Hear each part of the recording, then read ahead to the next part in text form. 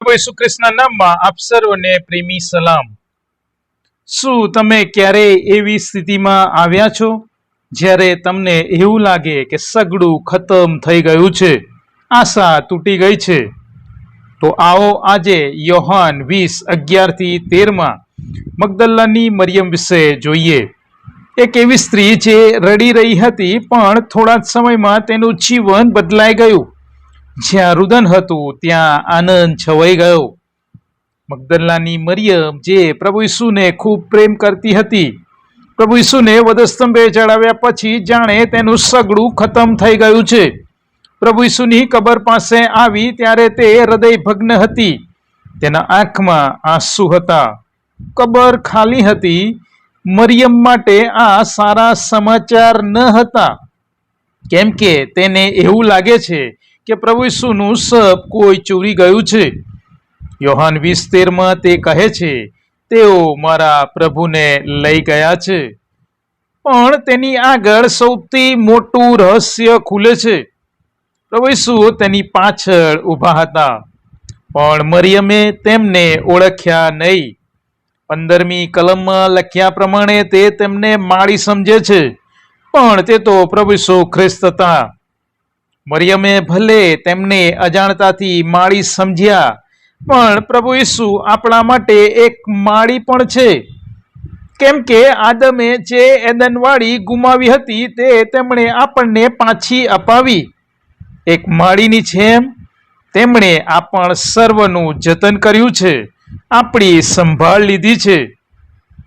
જે રીતે મરિયમ પ્રભુ ઈસુને ઓળખી શકી નહીં, તેમ ઘણી વખત પ્રભુ આપણી નજીક હોવા છતાં, આપણી આસપાસ હોવા છતાં આપણે તેમને ઓળખી શકતા નથી. અહીં મરિયમ ઓળખી ન શકી, પણ પછી શું થયું?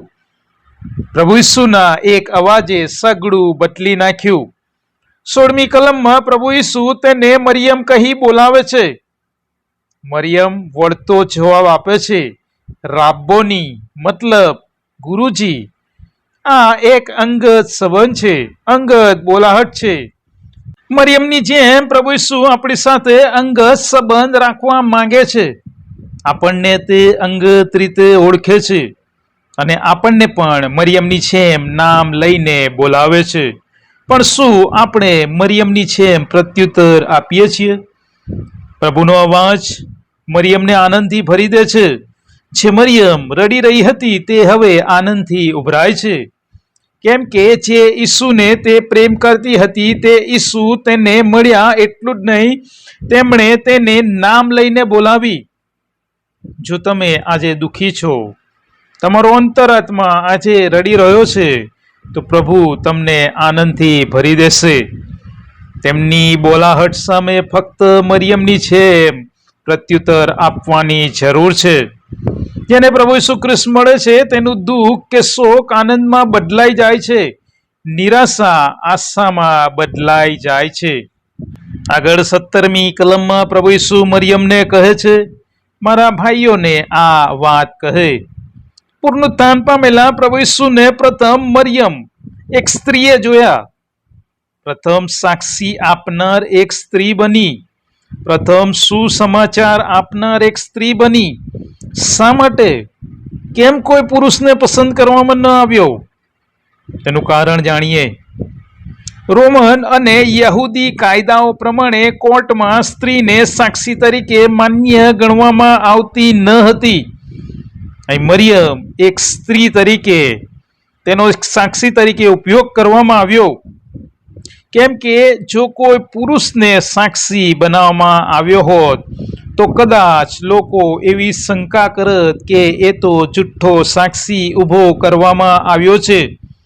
સ્ત્રીને સાક્ષી તરીકે માન્ય ન ગણવાથી જૂઠી સાક્ષી ઊભી કરવામાં આવી છે એવી શંકા કોઈ કરી શકે નહીં. બીજું, દુનિયા જેને નકામી ગણે છે અથવા જેની અવગણના કરે છે, જેની ઉપેક્ષા કરે છે, ઈશ્વર તેને માન્ય કરે છે, સન્માનિત કરે છે. જગતના કાયદા અને સ્વર્ગના કાયદા અલગ છે. ઈશ્વરના રાજ્યમાં પુરુષ સ્ત્રીનો કોઈ ભેદભાવ નથી, બધા જ સરખા છે. મરિયમ સ્ત્રી તરીકે પુનરુત્થાનની સાક્ષી બની સન્માનિત થઈ, પ્રથમ સુસમાચાર આપનાર વ્યક્તિ તરીકે પણ સન્માનિત થઈ. શું આજે તમારામાંનું કોઈ રડી રહ્યું છે, કોઈ નિરાશ છે? તો ચોક્કસ જાણજો, પ્રભુ ઈસુ ખ્રિસ્ત તમારી નજીક છે, તમને નામથી બોલાવે છે. પણ પ્રશ્ન એ છે, શું તમે સાંભળો છો? શું તમે પ્રભુ ઈસુને ઓળખો છો? જો તમે પ્રભુ ઈસુને શોધવા માંગો છો તો તમે કહો કે પ્રભુ મને બોલાવો. કોમેન્ટમાં ચોક્કસ શેર કરો, અમે તમારા માટે પ્રાર્થના કરીશું. આગળના વિડીયોમાં આપણે ખાલી કબરનું સત્ય અને ઈસુ ક્યાં ગયા તે વિશે જોઈશું. ત્યાં સુધી આપણ સર્વને પ્રભુ સલામત રાખે, શાંતિમાં રાખે, આનંદમાં રાખે, એ જ પ્રાર્થના સાથે. આમીન.